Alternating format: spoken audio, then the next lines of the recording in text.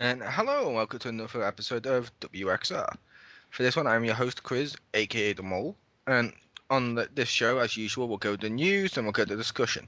Joining me is James Phoenix Welcome to Raw is Phoenix! and Marcus Shadow. So, Okay, so let's go over to the news. Thank you. My name is James Phoenix, and here is the news. Item number one. It's been noted that Wade Barrett has not appeared on television in several months, and it's rumored that the WWE is possibly repackaging him with a new gimmick. why? We Again? shall see. Because they feel he needs it. I don't know. Again? Yeah, he Again. was fine with the gimmick he had. Mm-hmm. I don't Okay. know. Information number two, if anybody would like to pick it up, next Tuesday, October the 8th, you can pick up the official Goldberg DVD. If you want to get that. Cool. I was going to say with the Wade Barrett thing, I thought the reason they hadn't used him on TV for like a month or two, because the last time I saw him on TV, I think it was during the Daniel Bryan thing when he shaved Daniel Bryan and was going to, and Daniel Bryan shaved off part of his facial hair. I assumed he was just waiting for it to grow back, Oh, I so he didn't look like an idiot every time he came out. don't know. He could just shave it all off. That'd be the quick way of making himself not look like an idiot and still come and earn his paycheck. Oh, I don't know. But supposed repackaging, we shall see. Okay. I said Goldberg DVD next week, also Blu-ray version. Good stuff. Check that out. We need that like we need a Triple H DVD. That's how currently as well. Triple H. What is this one? Triple H, King of Kings, something like that. Whatever the current one is, I don't know. Yeah, That's out which too. unfortunately I will say, as much as I don't like Triple H, the Triple H one would be a lot more relevant than the Goldberg one. True. Only because Goldberg, his entrances were longer than his matches. True. Most of the time, so are the Undertakers. What's your point? No, I meant with Goldberg, it was literally fireworks. He came into the ring and he only would hit like the jackhammer on like some scrub. Mm. 1, 2, 3, win, and then it was the winning streak. Fair enough. Plus, Undertaker didn't end Bret Hart's career. This is true. But he did end Shawn Michaels. Yeah, he wasn't the same since he lost his smile. Ah. God took it. He was jealous that he wasn't a tag team partner in the match. Anyway. Anywho, moving along. In other news, to the surprise of nobody, it was revealed that WWE ignored fan voting at the live event. Shock. Apparently at the because the live events all had the same thing over and over again, and apparently the deal with the live event is that they poll the crowd to find out what type of what they'd like to see Natalya face Brie Bella in, a regular match or a dance contest, and apparently at one event where the fans voted for that regular match, they went with what they do at every event anyway, where they started the dance contest until Brie Bella attacks Natalya, and they go into a regular match anyway. So, go figure. Let's see. Next up, fun note. Apparently, former WWE superstar Ken Shamrock apparently owes UFC owner Dana White $500,000 for legal fees, and Dana White has sworn to hunt him down. Okay then. Let's see what else we got. Also in news, we got recently in the last couple weeks, WWE has been posting some cryptic Twitter messages with the hashtag Rest in Pieces. The most recent one included an image of what appeared to be a hand. And while it was initially that these were promos for Undertaker's return to active duty on WWE for a while anyway, it's now believed that this is actually related to, as the last tweet mentioned, hashtag Todd McFarlane, who is a comic book artist and action figure designer. So it is believed that this, especially given that the hand in the last picture looked like an action figure hand, it's believed that this has something to do with promoting a new line of action figures or toys that are being designed by Seth MacFarlane. The Todd primary one McFarlane. apparently being The Undertaker. As I said, Todd McFarlane, I say Seth. Yes. Yeah. Oh, it was Todd McFarlane, sorry. Yeah, Todd's the one that didn't get famous off The Simpsons. Yes. Todd McFarlane designed action figures and other possible merchandise, apparently focusing on The Undertaker, at least to start, so. Or that could be cool. maybe it's going to be a advert for the son of Undertaker. Because let's not forget, Todd could also be a thing for Spawn. So it could be Undertaker's Spawn. Ah,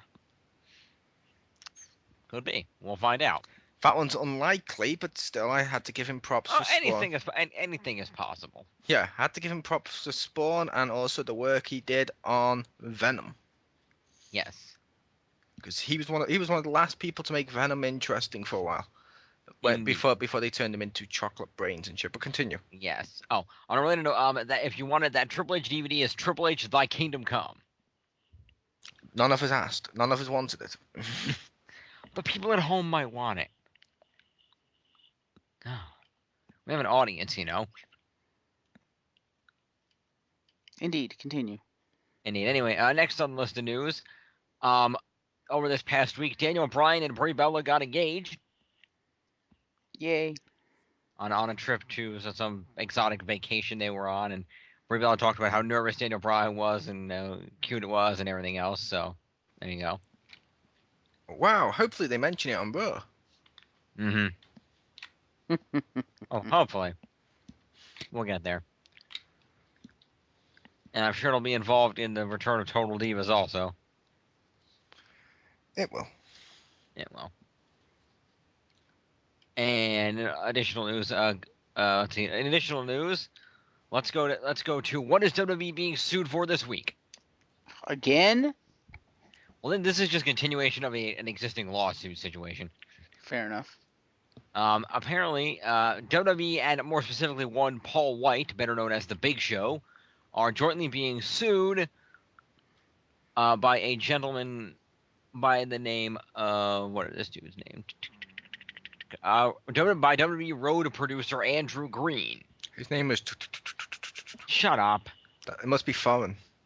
His name is road producer Andrew Green, and he's jointly suing WWE and the Big Show because apparently Big Show beat the crap out of him, and not as part of the show.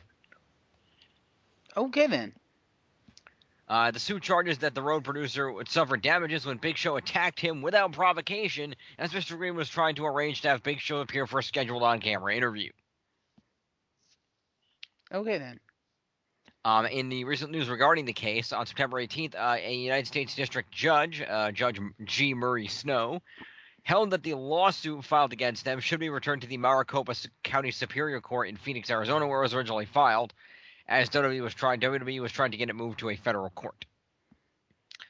They said it's going to be they ruled that it should remain in the lower court because the rights that they're struggling to protect, both this gentleman and his wife, who are suffering emotional damages, are freedom from ridicule and emotional distress, which are qualitatively different from supposed copyright rights, because said assault was apparently posted on the internet. Fair enough. So apparently WWE was trying to get it pushed to federal court, trying to make it a copyright case, and it's like, no, it's not a copyright case. It's about the fact that you beat the shit out of me. And only the fact that you put it online, it's not that you beat the shit out of me. So there you go. That happened. And finally from my end, the last thing to mention here is the fact that in a taped storyline that will air on this coming Thursday's TNA Impact, spoilers, an angle was filmed that involved Hulk Hogan being given an ultimatum to either, I believe it was something like either basically beat Dixie Carter's bitch or leave the company. And I believe that at the end of the night, Hogan chose the option to leave, and he was effectively written off, and there are no further storyline plans for him right now, nor are there any further advertisements for him at shows. So therefore, it's rumored that Hogan might be done with TNA. Where he will go, no one knows. WWE. Hopefully, as some kind of an ambassador, that would be cool. I would love to see that. He will be the new GM of Raw. I can see that too, sadly. Perhaps. I'll make you a deal. I will have Hulk Hogan as the GM of Raw, as long as he's allowed to run Raw the way his character, the Dean, runs China Illinois University on the hit show China Illinois. Never seen it. Me neither have I. It's hilarious. Do check it out. It's on 11:30s on Sunday on the Adult Swim. Fair enough. It's awesome. It's basically an animated show about a college, and Hogan's character is the dean, and he even wears a title belt with the dean written on it. And basically, he's this mega maniacal, crazy ass dude who does whatever the hell he wants because he's in charge and fuck everybody else. It's pretty damn funny. So he's Triple H or Vince right now. Pretty much. Like in the last episode, it was the premiere of the season, and the dean decided, all right, all the other deans are raising tuition and cutting salaries and making a ton of money, dude. So here's what's going on. Teacher salaries are being cut to minimum wage, and tuition's being raised to $500,000, and you better pay by the registration date. Then they show him like on a throne trying to buy money and shit. It's kind of awesome. Fair enough. Yep, fair enough. Anyway, so the final bit of news, of course, was that today we had some revealing live stream information about WWE 2K14, and for that news, I will turn us over to our own Marcus Shadow. Thank you, Jimmy P. You're welcome. So yes, WWE 2K14 live stream was kind of short, kind of boring, but we got some good stuff out of it. They made a lot of small changes, but changes that needed to be made. Wait, so it was short and boring, so it was basically a real-life WWE match? 2 of them, but yes. I thought live stream was interesting. The information was interesting, but to start off, the return and modification of rivalries. This time, they have cleverly taken rivalries and modified it in such a way that it makes up for the fact that storylines never ever fucking worked in 13. They did it for me. What's that? They did for me. Well, good for you. But yes, basically, you can actually control the rivalries of, well, pretty much anybody, and you can set the rivalries on the shows. So basically, it will supposedly, assuming it works properly, force those superstars to actually be used on the show. And you can even go so far as to set a rivalry as a title rivalry by, putting someone in a rivalry with the champ. Nice. So in that way, you can control basically who gets a title shot. Awesomeness. And you can control how long the rivalry lasts, or in the middle of it, if you just get bored of the rivalry, you can just go in and say, delete. Nice. Yeah, I thought that was kind of cool. You can now set a theme for each of your pay-per-view, if you would so desire. They don't have that many, but they have things like King of the Ring. Yes, they brought King of the Ring back, and it's a pay-per-view theme now. And a bunch of other ones. The one that caught my eye... go ahead. Okay, please tell me that they brought back King of the Ring. Please tell me that an alternate attire for Booker T is King Booker. I don't know. They do. But the one that caught my eye was a new theme called No Man's Land, which, as they described it, is basically a combination of all the, quote, cell-themed matches, unquote. Oh my. So that pay-per-view, you'll have, like, Steel Cage. Well, one match can be Steel Cage. One match might be Hell in a Cell. Hell, one match might even be Elimination Chamber. I don't know. Can one be a Punjabi prison match? If it's in the game. So that's cool. What about the Kennel in a Cell match? Ha! That'd be interesting. Or a War Games match. Yes, we want a War Games match. Sadly, that's probably not in the game. Another thing they allow you to do now is to change the number of matches on a given card. Ooh. So you can have like a 3-match card, or you can have an 8-match card, and maybe try to do better than the WWE as a 3-hour show. So basically what happened here is they basically said, all right, we're going to take our universe mode and we're going to reintegrate the features of create a pay-per-view from 6 years ago. Pretty much. Fair enough. Another thing they allow you to do is they will now allow you to set the Divas or Women's title as the primary title of your show. Ooh. So you can make an all Divas promotion now if you want. So you can make Shimmer. Yes, you can. One thing I'm hoping you can do with this, and it was not touched upon in the presentation as far as I know, according to the mole, because I asked him about it. I'm hoping you can set any title as your primary. So like you could take, say, the White Intercontinental title and make that your primary title. That's what I'm hoping for anyway. You can do that now. You can set that as a primary? I thought that was stuck as a minor title. No, I think you can set any belt as any belt, except for the women's. Is that correct, Mole? No idea. Fair enough. But the final piece of news, and this is in my opinion, the big news from this live stream. It's the one that, and keep in mind, I watched this while I was at work. It's the thing that made me actually say out loud, "About damn time!" Bum, bum, bum, bum, bum, bum, bum, bum. But yes, now you can set the default attire for any superstar you want on your roster in universe mode. And you get a random option too, so you can actually now create Rey Mysterio faithfully. And I left my ass off because Rey Mysterio will be in the game with one attire. That'd be hilarious. Superstar threads. Yeah, there you go. Exactly. But yes, we've been asking for this feature for how long has it been, boys? 5 years? 10 years? I don't think there's been a universe mode for 10 years. Oh, it's been GM. I don't think there's any boys here. Only men. Men to Yeah. men. I think we've had the universe mode for what, 3 years? Thereabouts, because I believe GM mode existed up until what, about 08, 09? Yeah, and then they sadly got rid of that. Yeah.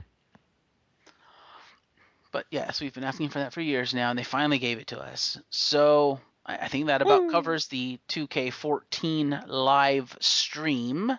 Do What about either of you have the- anything you would like to say about it?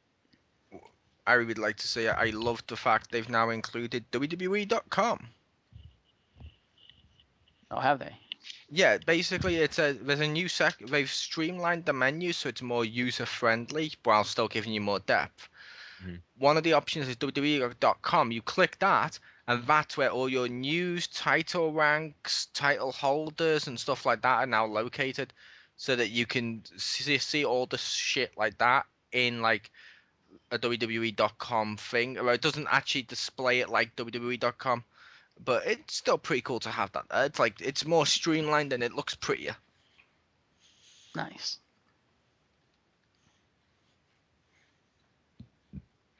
And if any of our listeners are wondering, yes, it is now confirmed that Daniel Bryan does indeed have the running high kick finisher. So that is in the game as his finisher. Yep. Nice. Okay, that about covers it. Yep. Alrighty.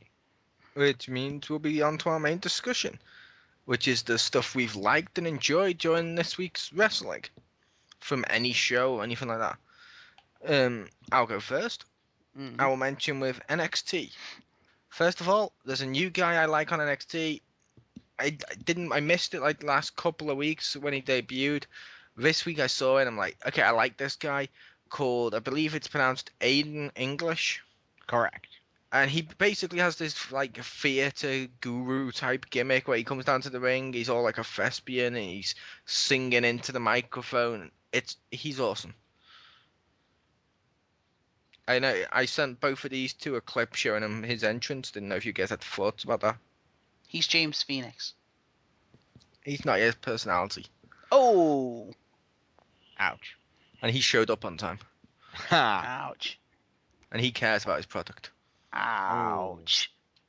Yeah, said the guy who lets a third of his podcast not have merged channels. Yeah, okay. Says the guy that won't even merge his own channels. I downloaded Audacity. No. I do that now. So Now, in your now, face. boys. Oh, really? Which ones of you were merged? I said I will be. For I am the modern marvel of a modern major internet reviewer. I'll say I believe that when I see it, because even this one you said, yeah, we'll start right on time, and we never did.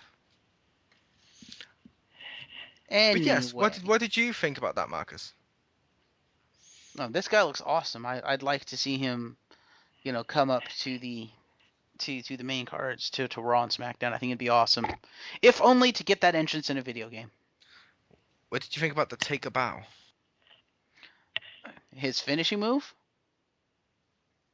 It's a Yes. pretty awesome finishing move. I also love that they kind of merged Hunter Hearst Helmsley with him, where he's got that really like flamboyant flourish bow. So glad you said that. Because, segue, speaking of Hunter Hearst Helmsley, Oh no, he was on NXT this week. really? Bear in mind, we may be a week or two behind you guys, over here in the UK, I don't read the results because why spoil shit? Right. But it's a case of Triple H was on there and he announced that because of the whole firing of Dusty Rhodes and stuff like that, it's time for NXT to get a new temporary GM. But I thought And Dusty Rhodes wasn't fired yet. I thought that no, because remember they got rid of all the roads and shit. And he said because of all the stuff problems they've had with him and stuff. But yeah, he mentioned that. I mean, he's like, so come on out to the new GM, and it's Okay. JBL. Oh dear. It's JBL who, as he put it, welcome to the NXT era of the wrestling god. Yeah. I also love joining his promo when he's talking about it. He kind of, well, as he's doing it, one of the fans starts to scream something. And do you remember like when The Rock used to go, whoa, whoa, whoa, let's not sing along with the great one? Mhm. JBL turns around and goes, no, this is not sing along with the wrestling god. You shut your mouth and let me speak. And then turns back around, starts to speak again. I'm like, that's awesome. And JBL, it's JBL doing his JBL gimmick as a guy in charge.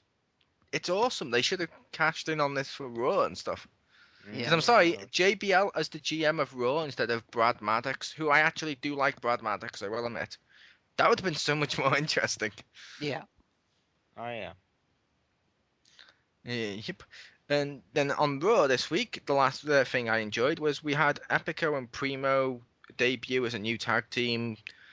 Don't care what their names were. They had a tiny little Minotaur. And he jumps around. And he Mino does like, Luchador. yeah, and he just like flips and shit. And he's like this little tiny little Minotaur thing. He's awesome. He is awesome. But You yeah, want that one. I do. I want one. But that was my stuff. How about you, James? I don't I've think he barely has seen anything because anything. I don't think he Yeah, saw I've Raw. barely seen anything this week, so I got nothing. Marcus. I wasn't sure if he like enjoyed the end or anything else that you saw this week. Well, it was okay. I did like the Randy Orton Daniel Bryan promo off each other. They do play off each other very well on the microphone. I did like how it turned into the assault. They played up the whole because Bryan and Brie are engaged now. Bryan got RKO'd through a table and Brie was there all distraught. They played it up real well, building Orton some heel heat. I did kind of like how they built some heel heat for Stephanie after Big Show almost gets arrested by police for stalking Triple H and threatening him and shit, and then Stephanie's all, making fun of the Big Show while she's defending him to the police simultaneously in a passive aggressive manner. It's pretty funny. What did you think about the Chris Jericho promo at the beginning? Yeah, funny. If there actually was one, you would have told me about it first thing and not waited till now. Maybe. How'd you know? Because I know you. No, it could have been a fuzzy thing, but but yes, I was joking. It could have been no, because even if it was, the moment I came on, you would have started mocking me for having missed it. One thing I'd like to mention is the Rhodes Dynasty. And I believe, Mole, you were the one that pointed this out, which made me go, huh, yeah, you got a point there. And that is Dusty Rhodes and Cody Rhodes gets out of the ring, and then Dustin, Goldust is behind them getting ready to get out of the ring, turns around, sees the Shield coming, and instead of doing, the thing that one of us would do, which would be to get the hell out of the ring with the family, no, he turns around and runs right at him and gets speared by Roman Reigns. Mm-hmm. It's also worth pointing out this week, they were all in suits and stuff for their presentation. He still had the face paint. Yes, he did. Mm-hmm. We At might this as well point, mention that. Goldust. Oh, go ahead. At this point, like I mentioned to you when we were watching it, at this point, Goldust wears face paint is pretty much a given at any given time now. Like when it used to be associated that Randy Orton didn't know how to wear trousers. Nah. Yeah. Which is hilarious because before he returned to active duty, Dustin did not wear the face paint. Whenever you'd see him backstage, he would not be wearing the face paint. So yeah, I wanted to see him in a hospital bed with the face paint. That'd be hilarious. Yes, we may as well mention that it was announced during this bid that at Battleground it will be Dustin and Cody versus the Shield for basically only Dusty's job. only the tag team Shield. Yes, the tag team champions, the Shield. Because doesn't Ambrose have a title defense at Battleground. I think he does. But yeah, it's basically if they win, they get their jobs back. If they lose, Dusty gets fired with them. Yep. Which should prove interesting, and more than likely they will win. Because, yeah, permanently firing Cody, that is definitely not good for business. Nope. That's pretty much anything worthwhile talking about on Raw. Not much happened, just stuff continued to build up. They kept going with the CM Punk Heyman thing. That was actually kind of interesting, where Punk faked like he was hurt and then popped up with the with the cane and beat the crap out of everyone. We're not going to mention during that bit the fact Paul Heyman now has a gay crush on Ryback. This is true. I halfway expected them to come out to the Billy and Chuck theme when they came out. Yeah, I forget. Was this part of the thing you'd seen, Jim? Nope. No joke. Paul Heyman described Ryback as he walked away when he was talking to Curtis Axel as, "My God, he's just so beautiful. Look at him. He's just like a beautiful person." And he starts like highlighting like his qualities and stuff. And it's like, it sounded weird. He's like, I'm going to do what I should have done at the day after he saved my life. I'm going to propose to him, and walks off. And Curtis Axel's like, propose to him? Yeah. Then in the ring, Ryback starts to like cut Paul Heyman's face in like a sexual way. It was bizarre. It's like, why are these two a gay couple? I'm totally going to find a clip of that, and I'm going to set it to the Billy and Chuck theme. I have to now. But yeah, so it's kind of cool to see the mind games going back and forth. If Paul Heyman sets a trap, and then CM Punk sets a trap. And oh yeah, Curtis Axel. Right before that was Curtis Axel v R-Truth, and then Punk's music hits, and of course Heyman looks up. He's like, "Wait, what?" And he's looking and it's like, "Where is he? Where is he?" And Curtis Axel turns around looking for Punk, and then R-Truth spins him around and hits the shut up on him for the win.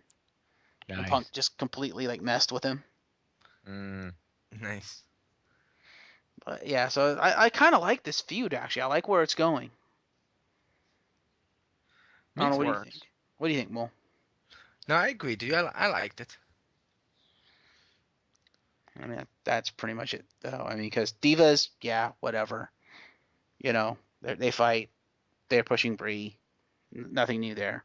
Although I do have a theory, since they're pushing Brie so hard for the Divas title, I'm beginning to wonder if they aren't going to build up Brie and Daniel as the new power couple. I'm still hoping Natalya gets the belt.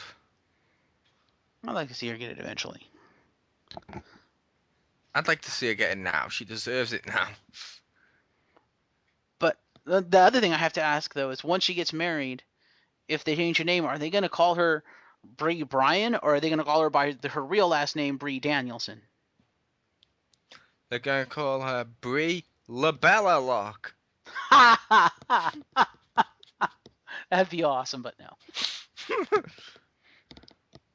Although I do have to admit, Brie Danielson does have a nice ring to it. Yeah. What do you think, Jim? That'd be funny. Wow. And he said he cared about his product. Yeah. But no, that was about it. Yeah, but I'd imagine they'd probably call her Brie Bryan just for the sake of, keeping the on-air thing, intact. If they decide to give her the married name, I mean, they more than likely are just going to call her Brie Bella, just to keep the Bella Twins thing going. True. Because I doubt they would call Nikki Bella Nikki Cena. That just would not know.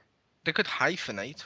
No, I'd imagine they would definitely call her Nikki Cena because any excuse to get the word Cena on the air more. Yep. Plus, then Cena can walk to the ring anytime there's a Divas match, so they can get more Cena on the air to sell more Cena merchandise. And like I said, they could hyphenate. That's true. Nikki Bella Cena, Brie Bella Daniel, Brie Bella Bryan. Yeah, Triple B. Brie Bella Bryan. Triple H, meet Triple B. See, I still preferred my name for Brie. The hot one? The hot Bella?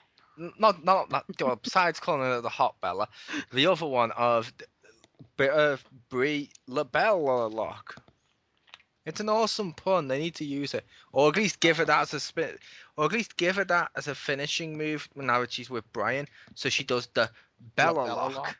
Yeah, the Labella lock. That'd be awesome. Yeah, Daniel Bryan should totally teach her how to do that move.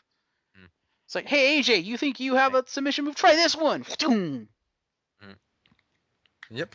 And then Natalia can make them both tap to the superior sharpshooter. There you go.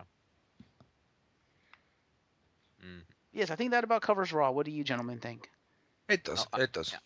One more little bit of news that I noticed here in kind of regards to Raw. If anybody's wondering why that Dolph Ziggler appears to be getting no push whatsoever any further, despite the fact that he continues to get very strong reactions from the crowd, it's being reported that the main reason he's no longer being pushed as the main event act is because WWE does not think that he can draw money. They'd be right. No, Sadly. Sorry, Dolph. Yep. Your name may be Dolph Ziggler, but you're old hat. They'd be right. But I mean, speaking of, let's be something a honest little about Dolph interest, Ziggler here. He's basically a selling machine at this point. All he's good for is selling moves. Yep. And I will say, speaking of stuff from this week's Raw as well, it should also be worth pointing out this week's Raw was for breast cancer awareness. This is true. Yes. And WWE used this to bury Kofi. Stupid Kofi. Yeah, stupid Kofi. But yeah, no, check it out, Jim. Ryback gets a Ryback pink shirt or pink on his like Jaws mouth thing. A leotard thing, yeah. No, the Jaws t-shirt. mouth on his t-shirt. His logo. Oh, no, right, the little that half shirt that he wears, right? Okay. Yeah, the Yeah, Feed you Me know- More logo. Yeah, that's the one. The Feed Me More, the like Jaws mouth. He had Yeah. pink on that. Fandango has a pink t-shirt. Daniel Bryan had a pink t-shirt. Santino didn't have a pink t-shirt, I think. Yes, he did. Kofi gets a generic WWE pink t-shirt. Same one worn by Hornswoggle. The same one worn by Hornswoggle. So Kofi's up there with Hornswoggle. Yep. Who was a cruiserweight champion to his credit. Yep. And we the people In had fact, signature T-shirts too. Yeah. Yep. And in fact, Hornswoggle was not only a cruiserweight champion, he was the last cruiserweight champion. Yep. And he's the seed of Vince McMahon. Which means Vince McMahon has been talking, and as we've all seen, with everyone talk about Triple H and Stephanie taking over. We all know what's going to happen with this. Hornswoggle's going to turn around and screw them both and become the new Vince McMahon. Or WWE's not going to give a shit that he's meant to be Vince McMahon's son anymore and just completely forget it, as if we're all stupid. Mm-hmm. Well, didn't they already like take care of that storyline by basically outing him as Finley's son? They did, but they had DNA tests that proved he was Vince McMahon's. How the hell could... He's Hornswoggle. How the fuck did he fake a DNA test? But I suppose To he had quote the nothing $1 million better to do. Man, everybody's got a price. I suppose he had Yeah. nothing better to do besides fake DNA tests when he was like, I don't know, the anonymous GM. True. Uh, Oh, and one more thing I wanted to mention. I forgot to mention it in the news. one on a related note more here. thing. One more thing. Speaking of Dolph Ziggler and his ex-girlfriend AJ Lee, AJ Lee got called out on Twitter by Alundra Blaze for posting a picture of herself holding the women's championship, and Alundra Blaze proceeded to curse her out because she believes herself to be the women's champion because she never lost it in a match. Hilarious. Indeed. And technically, like I've mentioned that in the past to you guys, Alundra Blaze is the only women's person who can claim to be the women's champion. She didn't lose it. She threw it in the bin in WCW. Yep. This is true. Oh, there we go. So, is that it, everybody? Yep. Close us out, Mole. Okay. Thank you for joining us. See us next week. Goodbye. Bye, everybody. Fade to Later. black.